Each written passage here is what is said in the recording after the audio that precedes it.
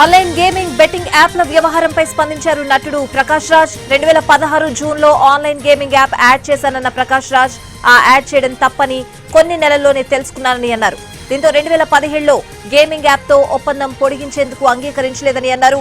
ఆ తర్వాత కూడా ఏ గేమింగ్ యాప్ లోనూ ప్రచారకర్తగా పనిచేయలేదన్నారు.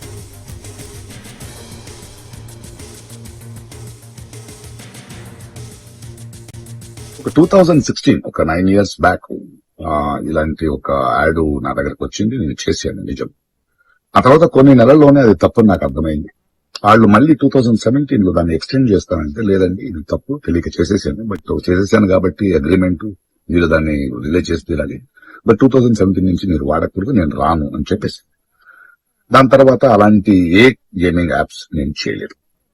2021 లో కూడా ఆ కంపెనీ ఇంకో కంపెనీకి అమ్మేసి వాళ్ళు దాన్ని ఏదో సోషల్ మీడియా ప్లాట్ఫామ్ లో యూజ్ చేస్తే నేను వాళ్ళకి నోటీసులు, వాళ్ళకి ఈమెయిల్, మళ్ళీ వాట్సాప్ లో పంపించి లేదండి ఇందులో నేను లేను, ఇది చేయకూడదు, కాంట్రాక్ట్ అయిపోయింది, ఇది తప్పు అని కూడా చెప్పాను. వాళ్ళు ఆపేశాడు.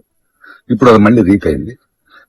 దానివల్ల ఈ సమాధానం పోలీస్ డిపార్ట్మెంట్ నుంచి నాకు ఇంకా ఇది రాలేదు. వస్తే వాళ్ళకి చెప్తాను. బట్ అది